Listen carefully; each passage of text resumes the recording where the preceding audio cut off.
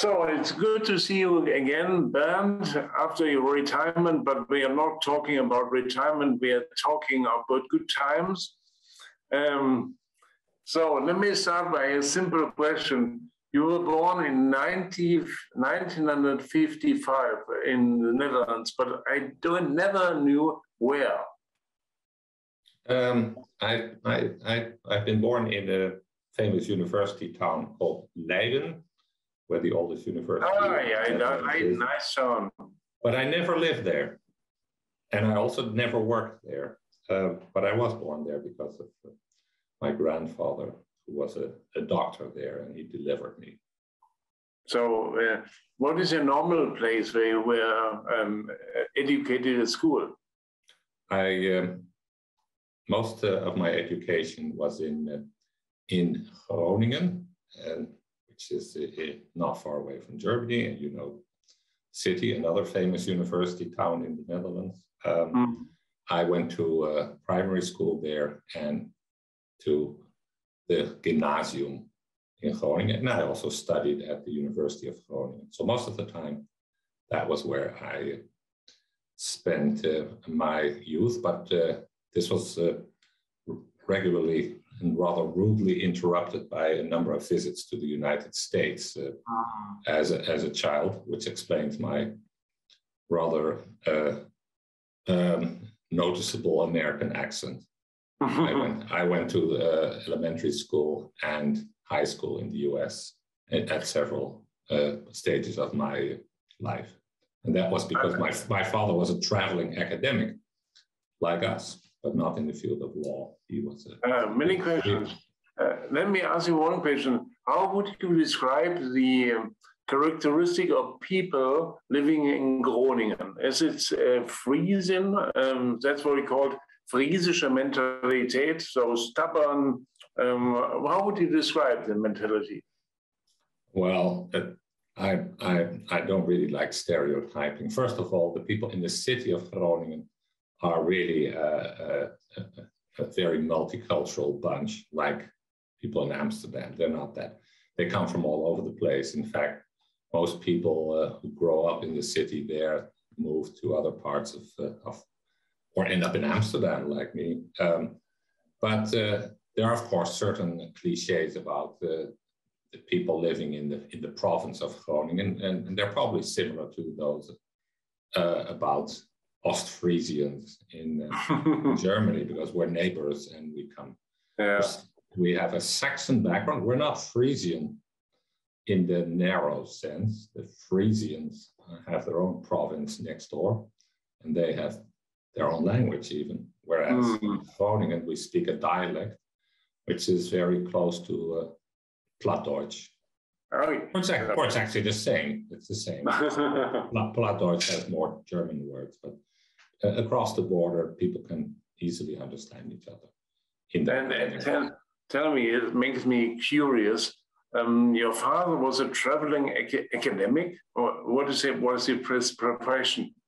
Well, I said traveling. He had a fixed position as a professor of theoretical physics in Groningen, but the field of theoretical physics is even more international than information law, our field. So he constantly had summer schools and temporary positions all over the world.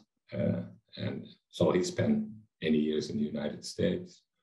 And we also lived in France. And then I was conceived in Copenhagen, where my father was a postdoc with Niels Bohr, the famous physicist.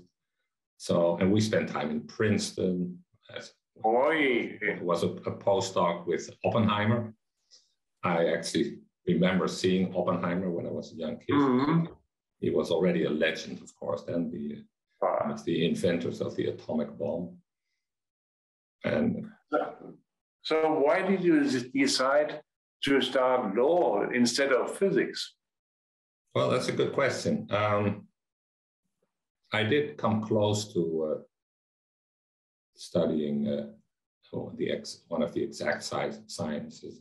I was quite good at school in physics and in math.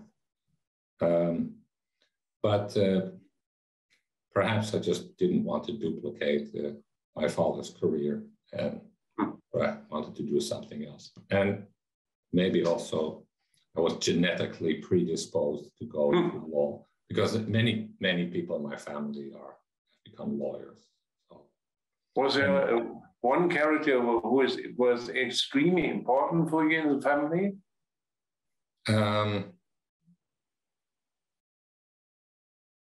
No, I don't think I can say that. No. You mean someone outside of my parents who influenced me? Mm-hmm. I had an uncle who was a lawyer and was quite well known, and conversations with him influenced me going into the legal direction. But to be perfectly honest, I really didn't know by the time I had to choose a discipline at the university what to do. And I was also influenced by an advice that I got from a journalist during a job fair. I was actually looking in several directions, and one of those was journalism. And at the job fair, the editor in chief of the Nieuwsblad van het Noorden, which is the main journal, it's called now Dagblad van het Noorden, in Groningen and surroundings, spoke about becoming a journalist and how terrible it was to start at the bottom, reporting on little fires and nitty-gritty daily news, and working hard and getting low pay. And then at the end of this rather cynical presentation, he said, "So now you've decided, all of you, not to become a journalist. What if you just study law instead? And maybe we'll meet in another couple of years." And I actually did that.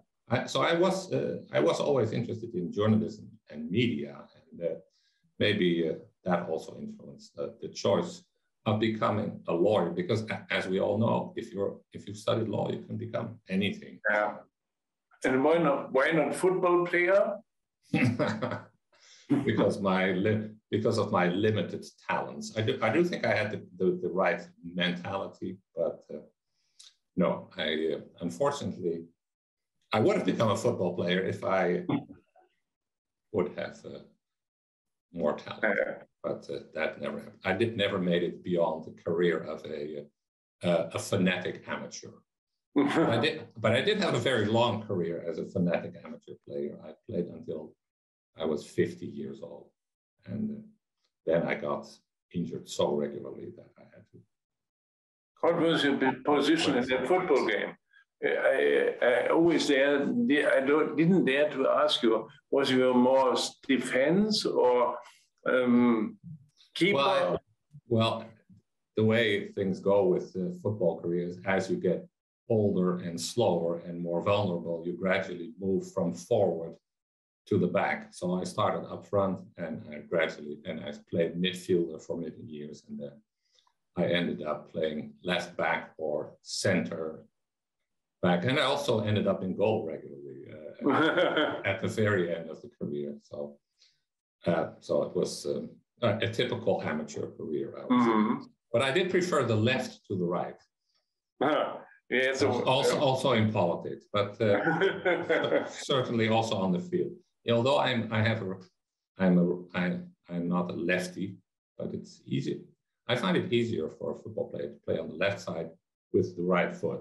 But anyway, let's not go into details here. And then you studied law in Groningen. It's quite boring. I think it's boring to study in the town where you lived and as a child. Yes. So it was not impressive. I agree. I perhaps should have not have done that. But I had many friends at high school, and they all stayed in Groningen. And Groningen is a really nice town for students. For students, it has exactly the right size of a student town. It's really a city, and at the same time, it has. You don't drown in the city. It's not too big. But you're absolutely right. I should have gone somewhere else. but how did you decide to do copyright law? Because that is amazing. Yeah, well, that had to do with my interest in the media. As I was a student in Groningen, I became actively involved after a few years in legal aid, in legal aid clinic. I'm sure you have these clinics as well, providing simple legal advice to people in need of simple legal advice. And I found that very stimulating, turning law into practice. And then it turned out that the Rechtswinkel Groningen, which was the clinic, had a connection to the local regional broadcaster, the radio broadcaster. They had acquired already for some time the right to give legal advice on the radio. And I thought, oh, well, that's a chance to get into the media. So I offered myself as a volunteer to work for that program, which was very small, and didn't have many listeners. But then I really started enjoying making radio programs, and the radio broadcaster Rono, and later Radio Noord, then asked me also to do other things. So I started a career in regional radio on the side of my law studies. And in fact, it completely overtook my legal studies. After a while, I was a full-timer working in broadcasting and did that for several years. And it was a lot of fun, and it also earned me a lot of money because in those days, there was still a lot of money in public radio. And I had a car. I was one of the first people I ever met having a mobile phone in the car to report news live on the radio. It was great fun. It was really great fun. And from there, my interest in media-related law emerged. And then I discovered through a friend, I think, that there was a subject being taught at the law faculty, a very small elective called intellectual property law, which I found to relate to my interest in the media and also in technology. I was always interested in technology as well. So then I thought this is a fit.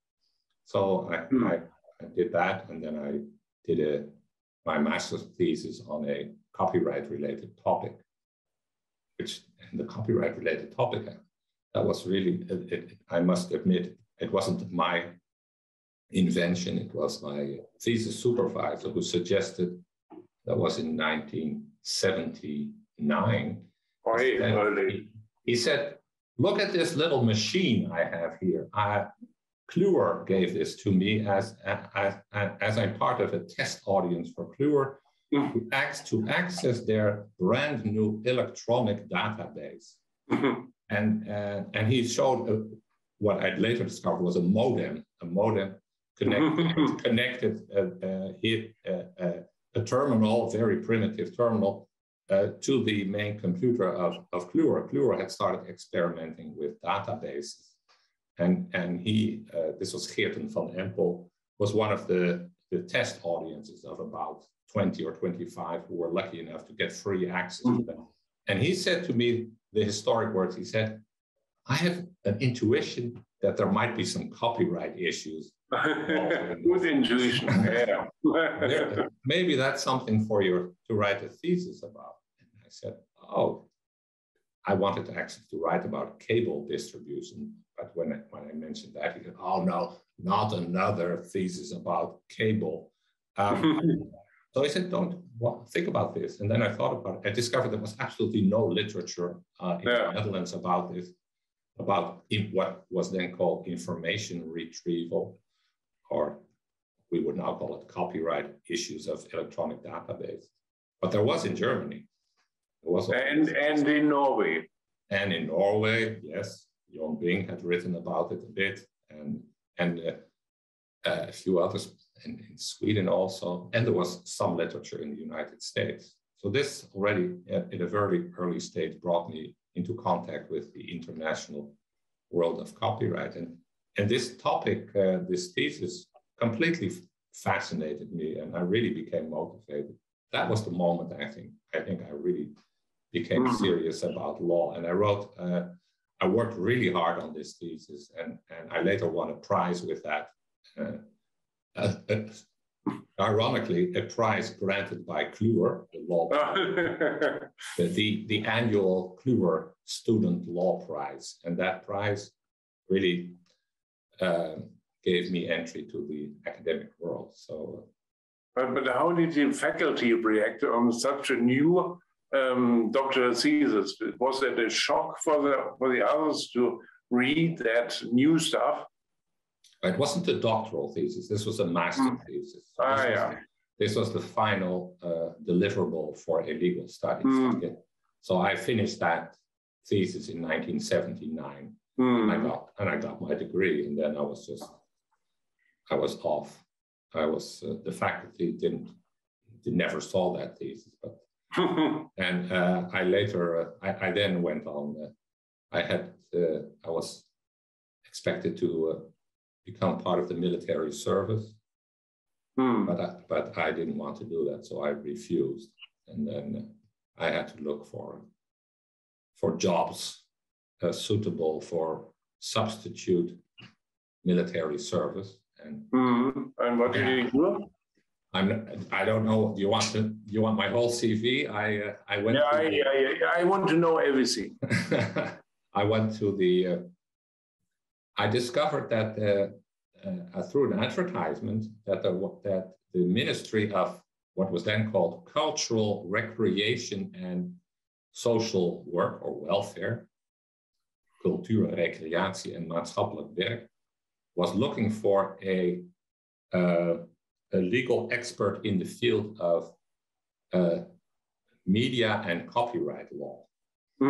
Because this ministry, which later became the Ministry of Culture, is responsible in the Netherlands for the operation, for the policies and the operation of the public broadcasting system.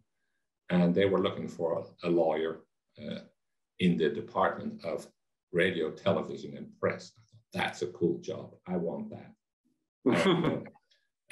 But it was general advertisement, and I couldn't just find any job, because only jobs that would qualify as suitable for replacement military service were allowed. But then I found out that any government job would qualify. So then I just pursued this job opportunity. They gave me the job, and then at the last conversation with the big boss there, the high-ranking official there, I said, well, it's just one little problem. I'm actually not eligible for a job because I have to do my military service. But that's not a problem. If you fill in these forms, then you just pay my salary to the Ministry of Defense, and then everything is okay.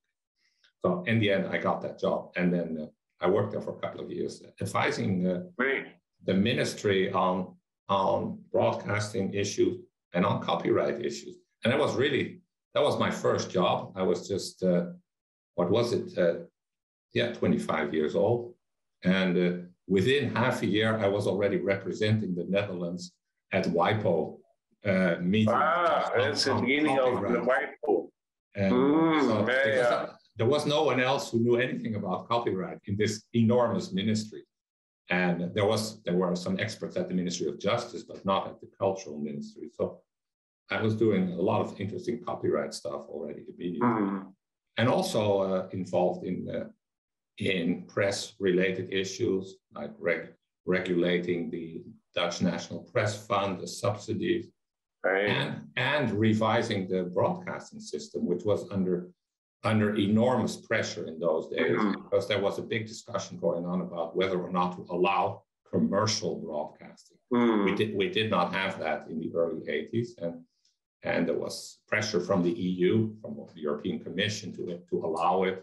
And there were foreign broadcasters aimed at the Netherlands trying to, like RTL, trying to get into the Dutch market. So there was a big political discussion about that.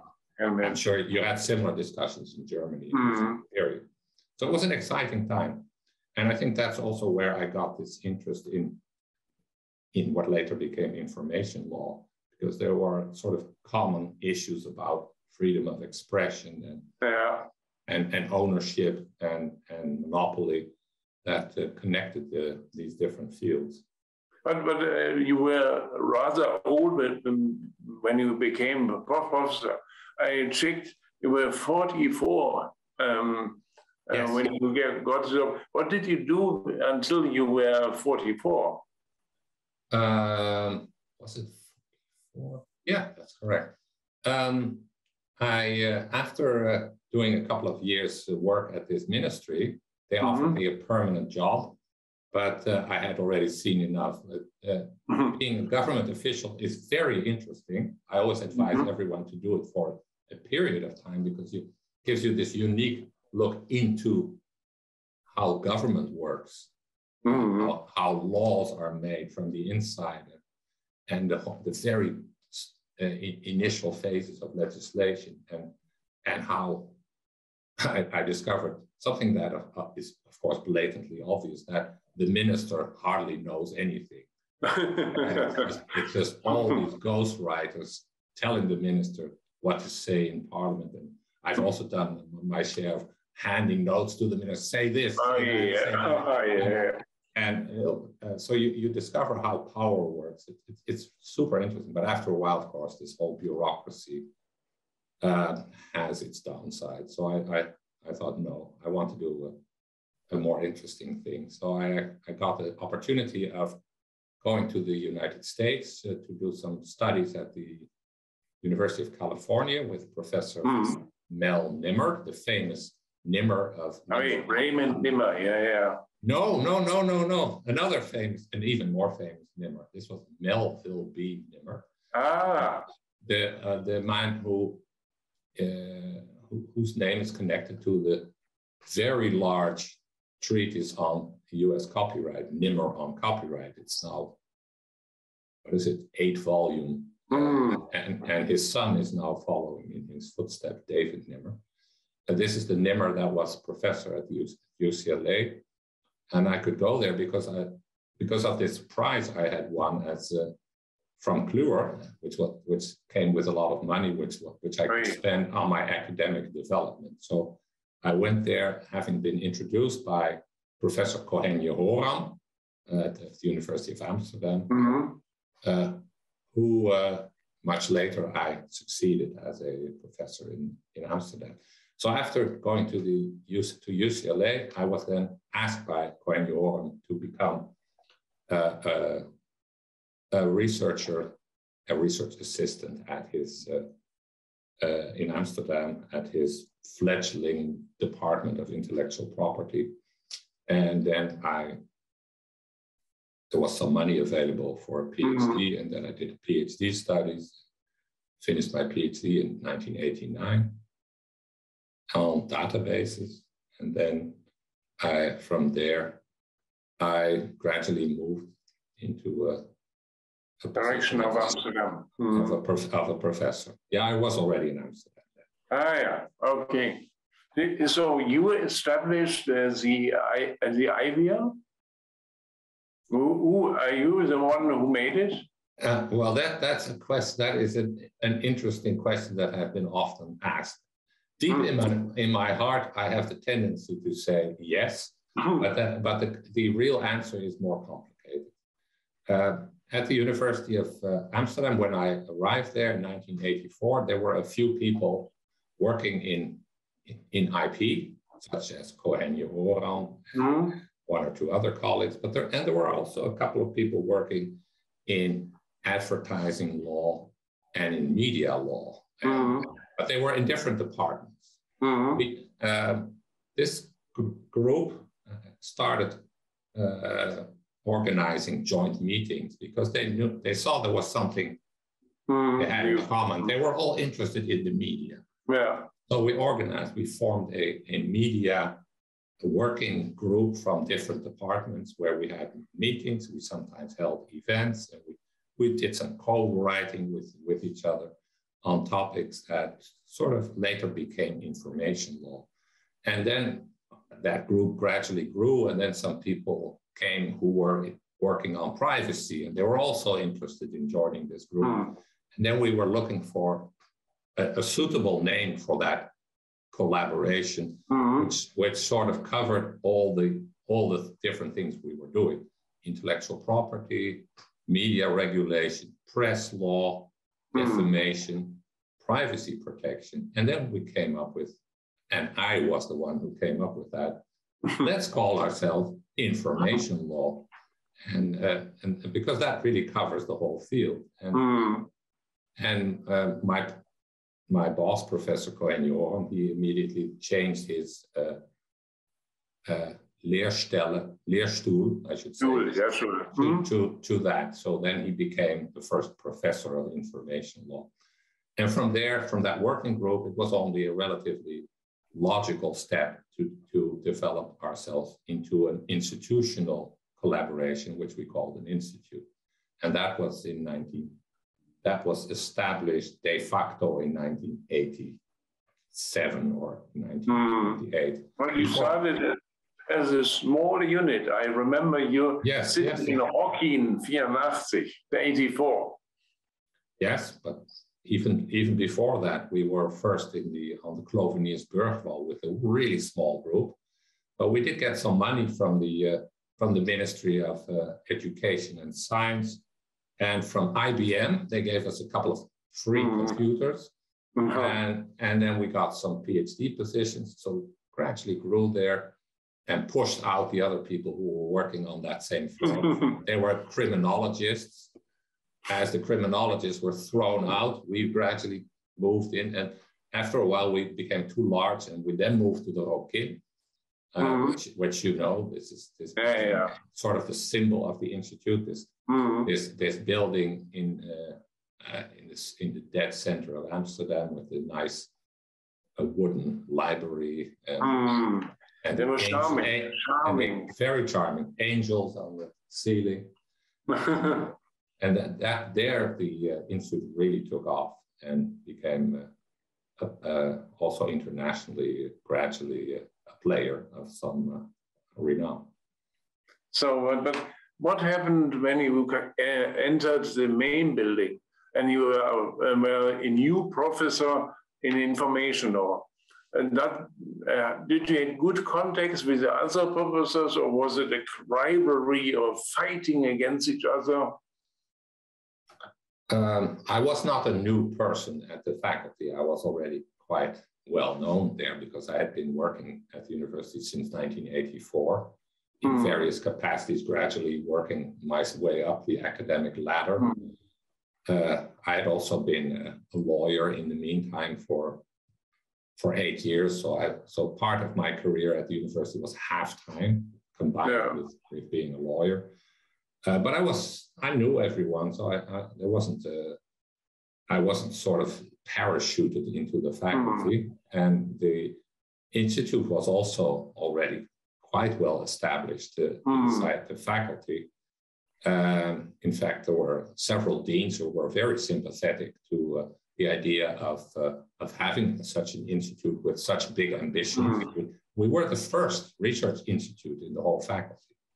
In the 1980s when we were set up. And one of the best deans that we had from our perspective really gave us this special status inside the faculty that we would have extra research funding to allow us to grow. So we didn't have to fight our way into the faculty from the start, but after a while, as we grew, there was certainly a lot of infighting involved because other departments felt threatened by our growth and our success, and not everyone found this extra allocation of research funds to what we call speerpunten or zwaartepunten, gravitation areas, a good idea. There was definitely big discussion, which I think still exists today about the allocation of research funds.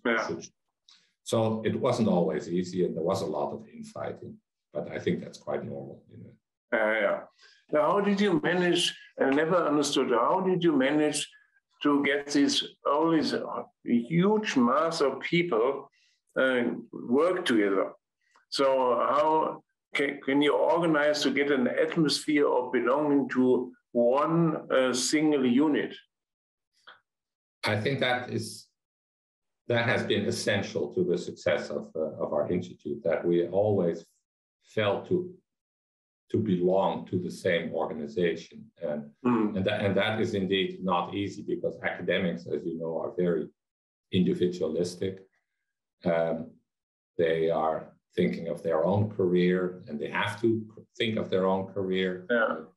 And having this allegiance to an institute and working as a team for that institute is not natural to legal scientists. It is more natural, perhaps, in other sciences where teamwork is the norm. But in law, when I started, it was not the norm at all.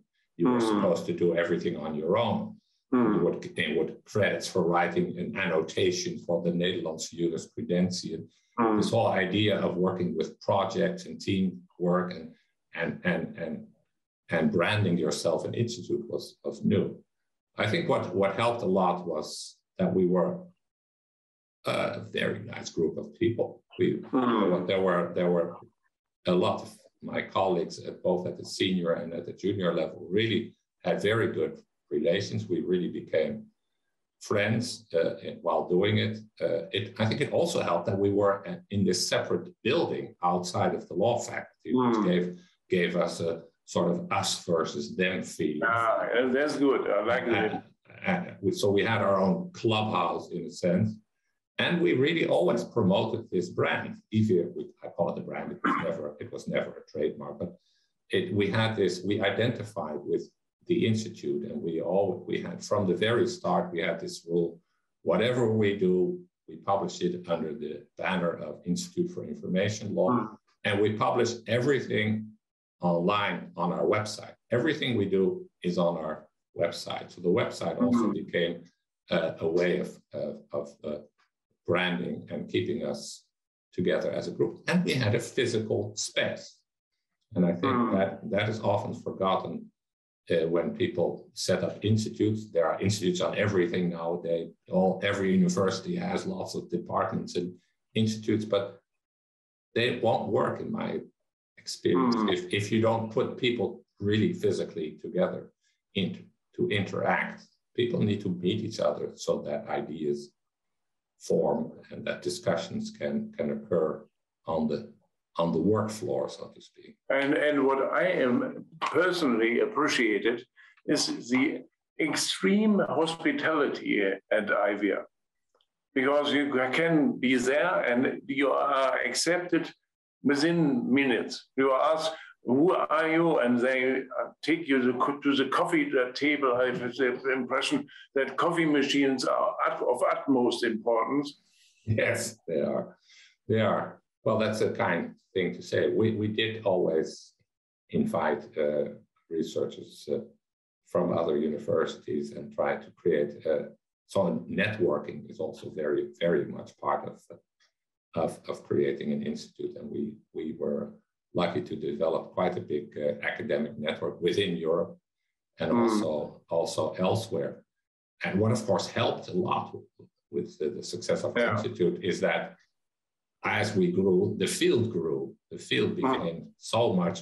In the early days, I had to explain what copyright is. You don't have to tell anyone nowadays what that is. And privacy and freedom of it. All these things that we are occupied with from the start. Bernt, how would you describe in short statements the main feature of IVIR in information? Or what is IVIR's statement in information? Or is there anything particular, special in describing information law? We have a definition which is very neutral, and which is something like it is the law relating to the production, the dissemination, and the use of information, or of information, goods, and services. That is the starting point. But we also have a more normative vision of information law, which, and I now need our research program to quote from, but it says something like, the mission of the Institute is to develop the law, of information law into a balanced and coherent framework of regulating the information society. So balance is already there. If you look at our research programs more in detail, you see that what really connects all the various sections of information law, the various topics that we are interested in, are a number of things. There are ownership issues, there are access issues, there are privacy issues, and underlying all these are fundamental rights and freedoms in the information society. I think if you're looking for an overriding norm that connects all our activities and a backdrop for all our work, and also for our normative aspirations, because most of what we do is normative, is policy oriented or policy driven. I think it is these fundamental rights and freedoms: freedom of expression, privacy, and intellectual property. So those are the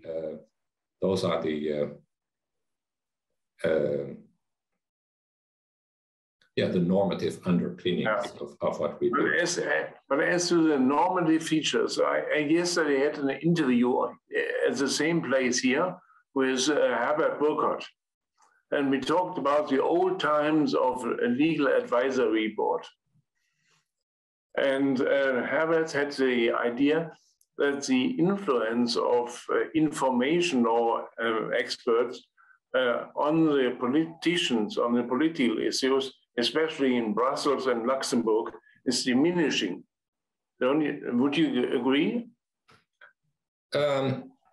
I would probably agree that the influence of academics more generally is diminishing in Brussels.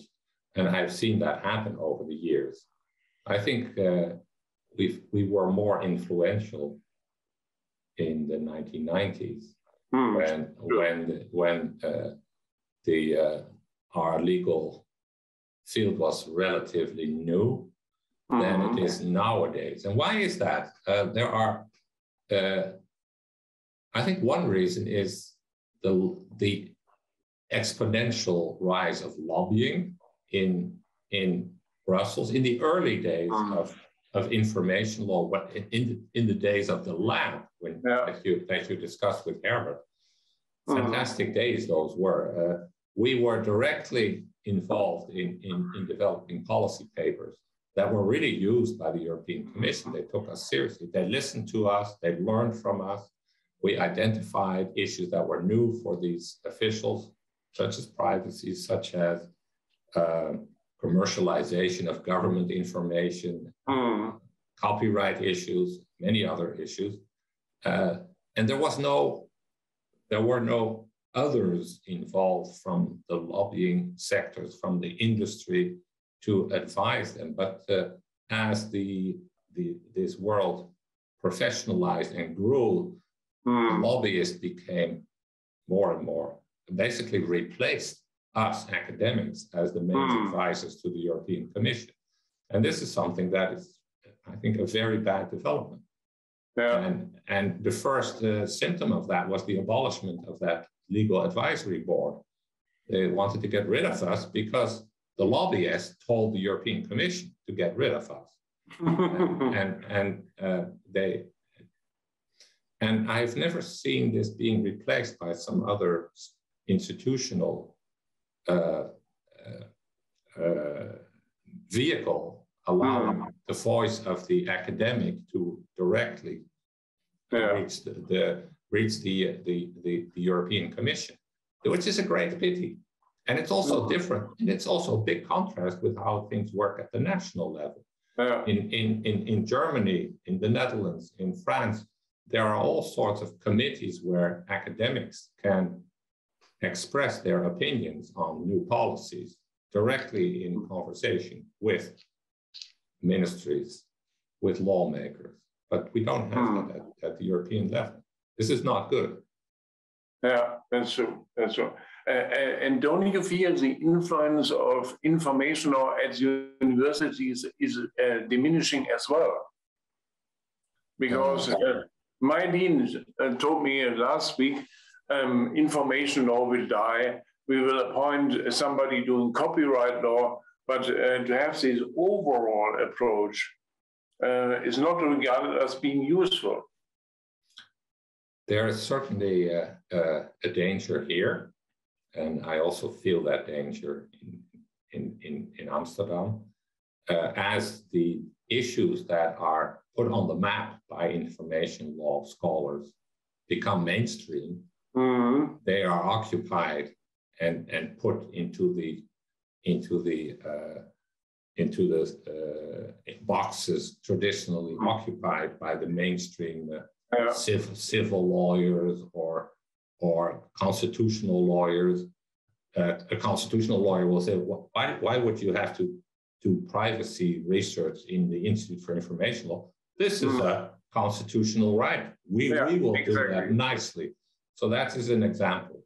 And you could say the same thing about other media regulation or telecoms regulation or what have you. Why not have the competition law people do that? So there is a constant threat, and that also illustrates why it is important to keep explaining why this all encompassing holistic approach is so important. We are talking about regulating an information society. And an information society, this is where we now live in, and an information society cannot be understood by isolating individual issues such as can data be owned? Oh, that's a private law issue. No, it is also an issue directly affecting freedom of expression on the internet, in the information society. So this holistic approach. But we need to explain that. We need to better explain that to the deans of the world or others who how do you see funds. How do you see the future of IVIR?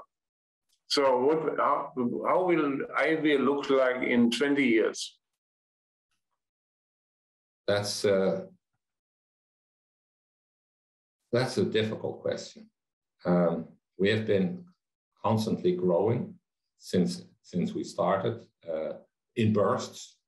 In recent years, artificial intelligence has given an extra impetus. But what I do see now, as the Institute has become so large, is that there are some dangers of it falling into of little pieces becoming mini institutes of their own.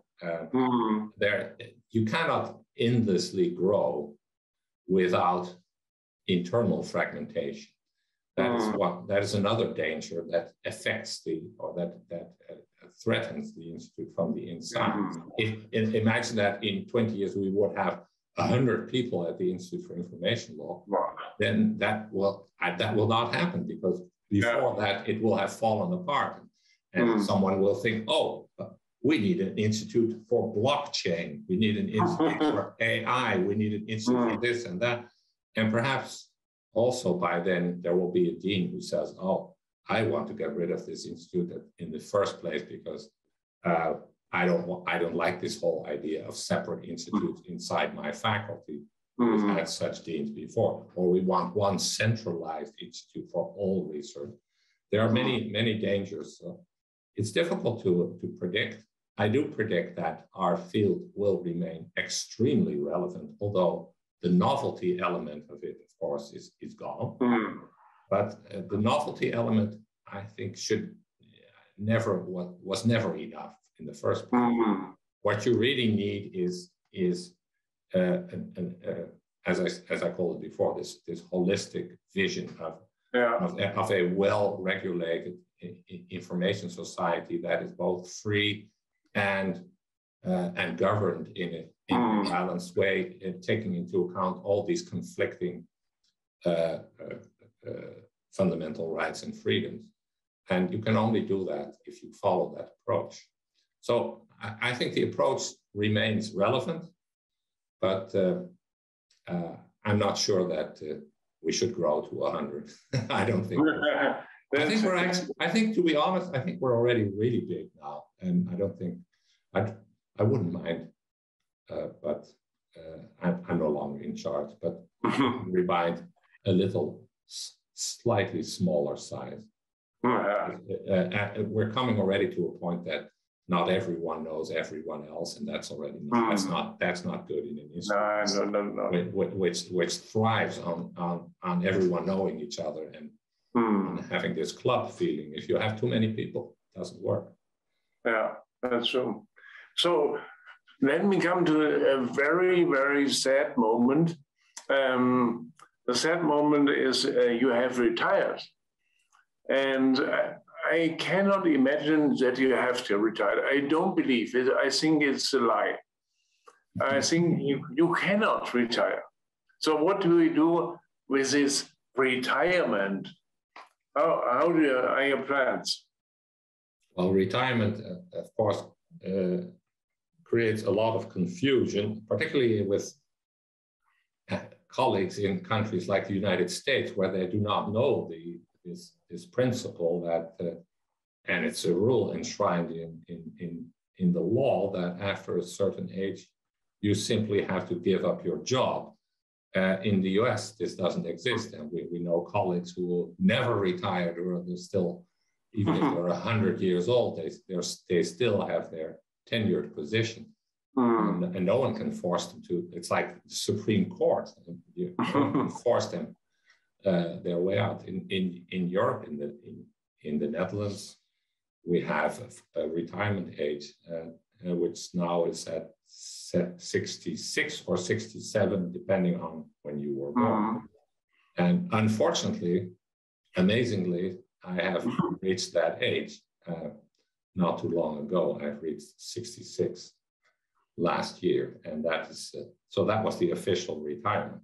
Have I mentally retired in the sense that I have abandoned my academic work? Well, yes and no. I am no longer in charge of the institute, but I had already given the banner of directorship to my successor. So I was no longer in charge of the institute. Now I'm officially Professor Emeritus, meaning I'm not getting paid to do anything, but I still have my title, I still have my role, and I can do whatever I want. So I still do research, not at the same intensity as before, but I'm still involved in a number of publications, and I love to be part of conversations and meetings and conferences and say whatever I have to say as the emeritus who can't shut up. I have discovered two elements in your career which makes me feel happy. One is you have a special relationship to Norway. You must explain why Norway. Yes, this is being recorded from Norway. I still have a job as a professor, a so-called Professor 2, which means a part-time professor in Norway at the University of Bergen, in the beautiful Hanseatic town of Bergen, which you must see if you've never been there. I've been there. It's not wonderful place. You've been there, but I'm talking to all the millions of YouTube viewers now. But it's and they don't have retirement age here yet until 70, so I can still be a full professor here. What is my connection to Norway? The connection is through Jon Bing, and Jon Bing's name was already mentioned in our conversations. if he were still alive, I'm sure he would be #1 on your list of persons to be interviewed for this series. We both know Jon very well. He was one of the godfathers of law and in informatics or information law, computers and law. He set up this institute in Oslo many years ago with others, and we were connected through a number of joint projects. So I came regularly to Norway and to meetings that he organized. And through Jon, I met the mother of my son, who was born in Bergen here in Norway, where his mother lived. And that gave me a more immediate connection to this beautiful country. Perfect. This was one element which makes me feel happy. The other is a striking case which you won at your highest court. And it showed me that Bernt is still alive and fighting for the correct views, to fight for a DJ, which was fighting against the big players in music industry and winning the game. So how did you get to know this famous DJ? To be honest, the DJ is Martin Garrix. He is considered to be one of the most successful DJs in the world. He's Dutch. His real name is Martin Garrix. He's only 24, 25. No, he's a little bit older now, but he's still very young. I never met him, but his lawyers approached me already 5 years ago whether I could help them with a case that their client, who was then very young and just starting to become a star, had instigated against a record label which had really entered into a rather unfair contract, to say the least, with him,